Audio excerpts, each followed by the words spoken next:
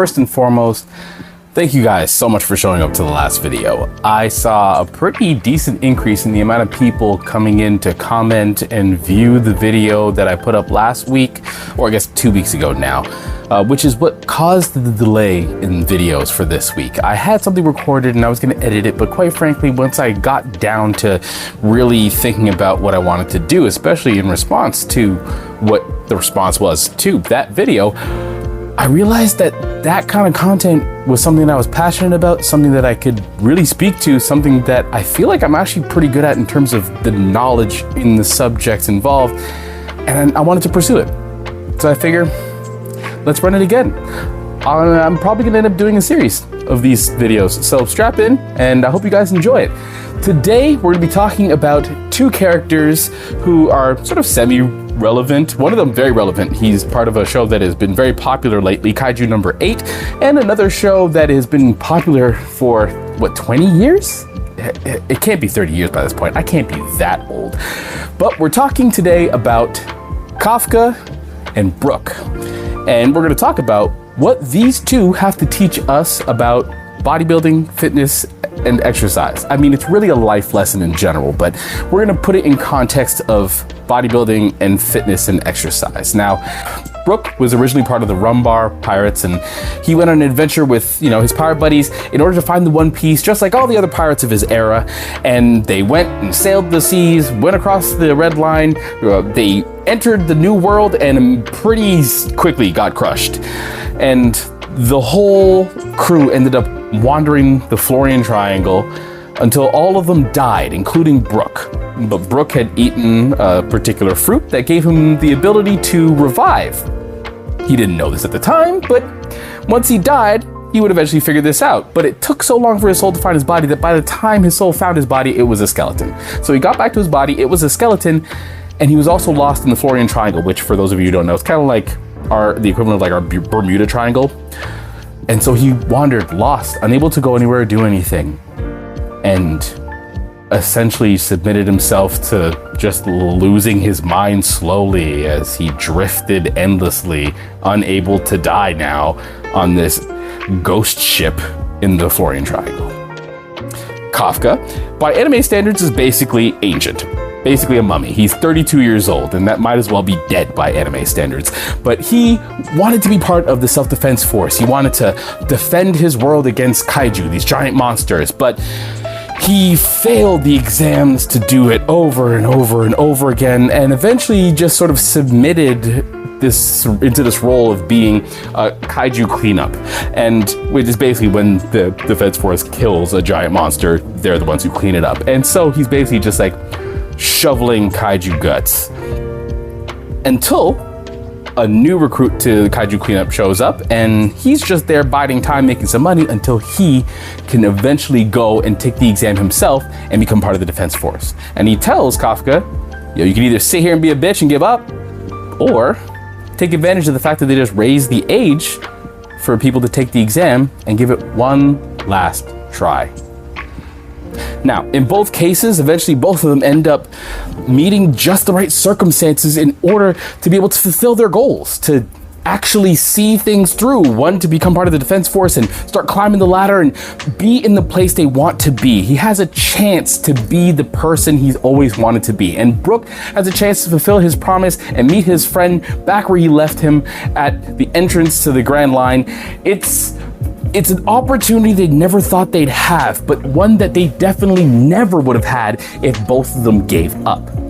This is a very good lesson I think all of us could take from this, young and old. It's easy to submit ourselves to our circumstances and say, well, you know what, that's just it.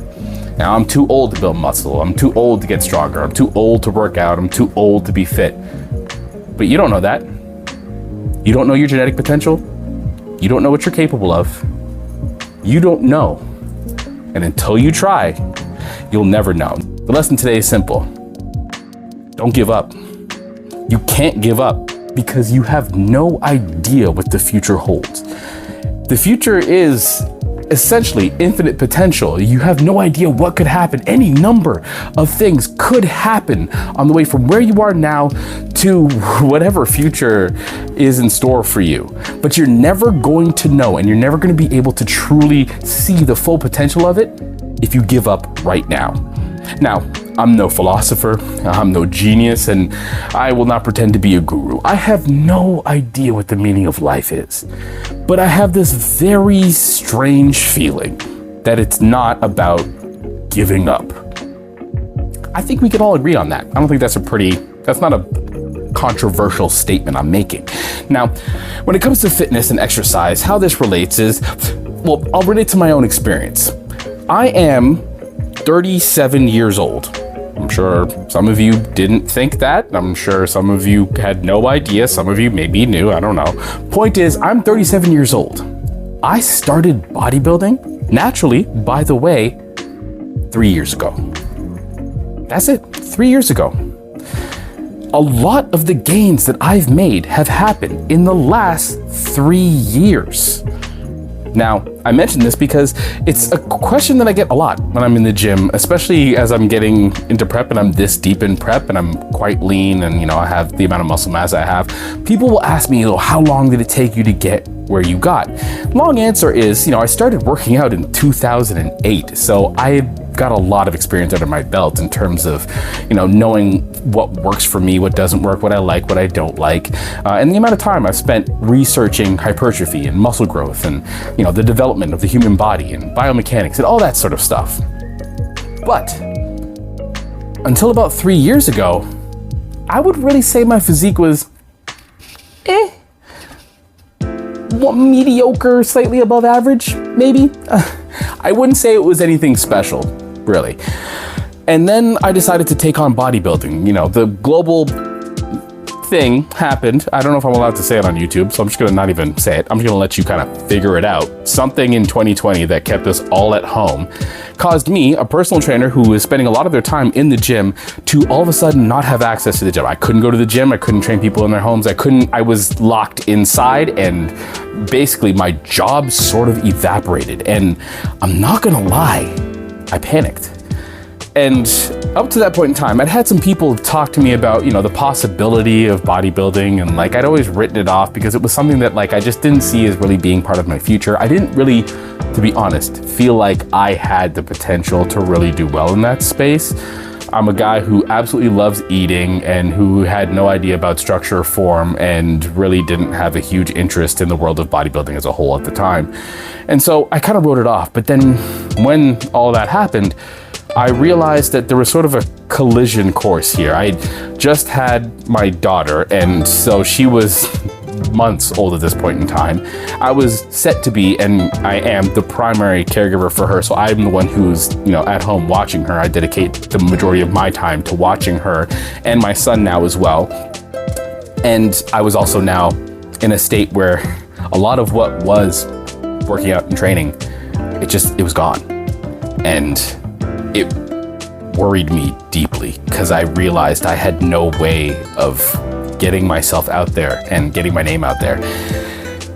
And so I thought to myself, is there a way that I can make use of my skill set and do something that'll allow me to get exposure, to get out there, to have people see me and see what I'm capable of, to prove what I can do to people so that they can see the value in what I'm capable of as a trainer? And bodybuilding just seemed like a natural answer. I mean, I could do the workouts on my own because I'm a trainer and I'm certified in nutrition. So I could just do the workouts and plan my own nutrition, and I could execute all that on my own time when I am able to do so. I don't need anybody to do that. And then I can show it all off on a single day, which, easy enough to find coverage for a single day, right? Just get my, parents or someone, a babysitter, to watch my kids for that time. And then show off what I can do, and then use that as a way to get my name out there. Exposure, opportunity, and the ability to social proof for my skill set. But I'm 34 at this point, and part of me was thinking, I'm gonna be going up against these 20-year-old kids who've got a lot more time, whose hormones are way more optimized to this, who aren't dealing with the stresses that I'm dealing with, who have way more opportunity, who they're in a place where they could really like put me through the ringer. I don't know if I have what it takes to really match up to what these guys are bringing to the table. So it still didn't seem very secure, but I decided I would take a chance on it. And so I did. It was very much a dice roll. It was a gamble, but I didn't feel like giving up. I felt like I had to keep fighting in some way, shape, or form until something revealed itself. And so I decided that I would just leverage all of the knowledge and experience I had. If I was older than them, so be it. But that also meant I'd spent more time on that gym floor than all of them, more time studying, more time learning, more experience than all of them. And I was going to use that to my advantage. And so far, it's actually helped me a great deal in terms of shaping a physique that I can really truly feel proud of, that has put me on a national level. I am a national level men's physique athlete at 37 years old. That's no small feat, I don't think. I mean, I'm not trying to gas myself up. Feel free to check me if you feel like that's not a big deal, but I feel like that's actually pretty solid.